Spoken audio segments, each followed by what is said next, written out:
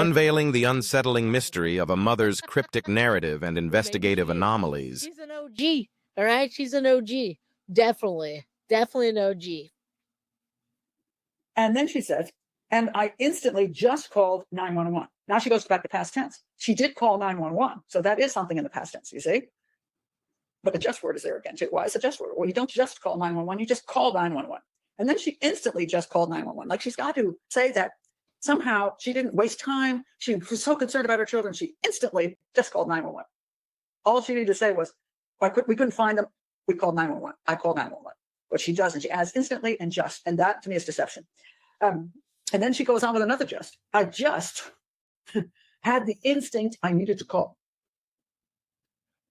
You have to explain why you're calling 911 when your kids are missing? Why do you feel the need to explain that?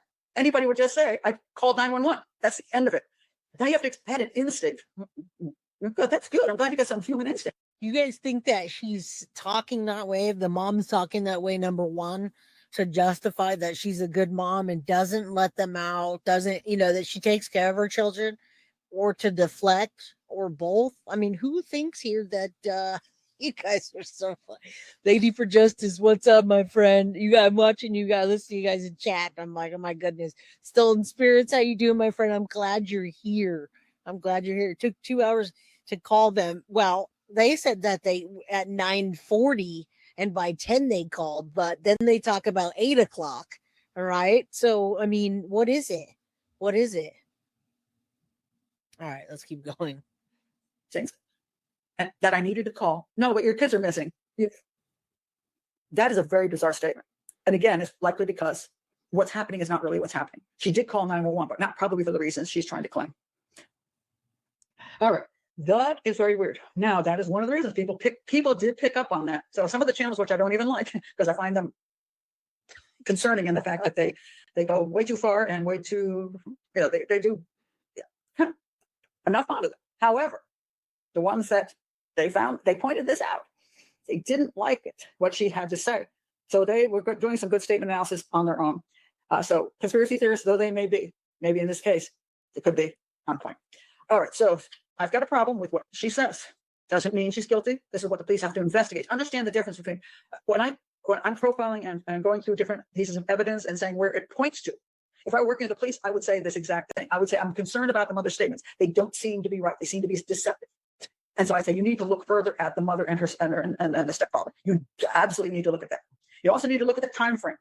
That there's a 60 hours where apparently nobody saw the kids except supposedly them.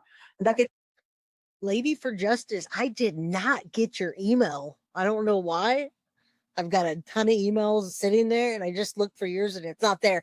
And your email is one I really want to get it out of the way tonight. Like not out of the way. I just want to get it done so we can get that information. So if you just put a new thread to me, guilty of crime by j@gmail.com, that'd be awesome. Yeah, it doesn't make sense. And again, this is what she's thinking when she's profiling people and using this to say they're not telling the truth. Press harder on them. Again, I don't know what the cops or the law enforcement, RCMP, I don't know what they're holding close to their chest, but I think it's bigger than we know, and that's why they stopped that big search. Take them 60 hours to possibly remove the bodies from the house and do something with them. If the children got into drugs, if the children were, whatever happened to them, but I don't have a clue. But if something happened to them, that would be their opportunity because they had 60 hours to work with. I would point that out to police. Does not mean they're guilty of anything. This is just one investigative avenue. While they're doing this investigative avenue, they also should be looking at a possible kidnapping, possible missing. They just got lost. You have to look at all of them. But the evidence is not exactly pushing toward that they got lost or they were kidnapped. Now, let me tell you why I think that. So, yes, tell us. The third thing that really struck me is where this all happened. And this is this is where they supposedly may have gotten lost at. Well, you can see that they could easily get lost in all the woods there. But the kidnapping thing is a really kind of tricky there because they literally have to go out to the road and then be kidnapped. Because if you look at this house, this is the front of their house. All right, this is awesome. Pay attention to this. If you heard blah, blah, blah before, please pay attention to this very carefully and look at the images and where the road is and where the house is and what's around it. And really think about how long it would take two small children, 4 and 6, to walk to here, to walk to there, to get past that terrain, to get really truly think about that and imagine law enforcement has to be thinking about that. They have to have somebody that's looking into that, because if you were to go out to that exact thing and time yourself, that exact house and that exact location, and time yourself as a grown adult walking or traveling through or doing, you'll see what she's saying in this part.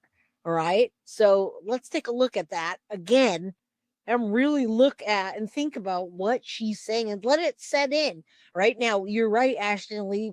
They didn't, you want to see the mom and the brother and what they have to say, where they were, how far away they actually are from the house where they live. You can see it as an overview, but how long does it really take to get over there from that to that and what's behind that?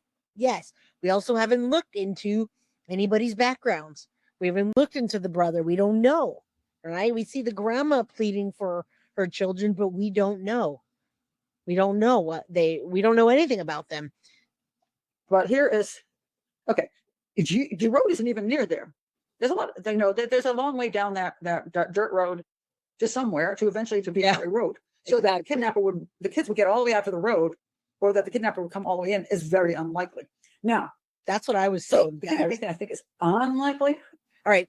Yeah. Listen to this part. It's very unlikely. And now, if you guys know, if you live out somewhere in the cuts like that, where there's not much, but one car that drives up, you're already you're like, oh my God, there's a car. What is it? Where they come from? Nobody comes down this road.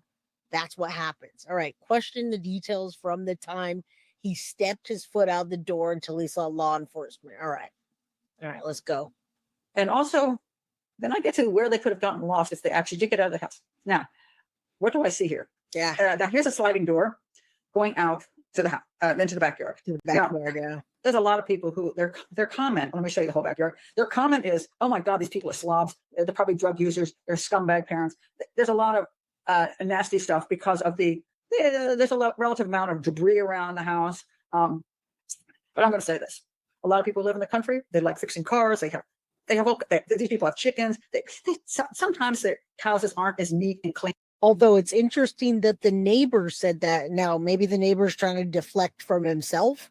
I hope we don't find out later that one of the neighbors had something to do with it and nobody looked at them. But we saw that statement from what the neighbor said. So what do the surrounding houses look like? And we're also pulling from our memory about Summer Wells. Right? We remember going into the Summer Wells house. They let us in to see that. We saw that in the news, and we saw like all these nooks and crannies and crevices where the children would go, and we're like, they're not fit, but we haven't seen the inside of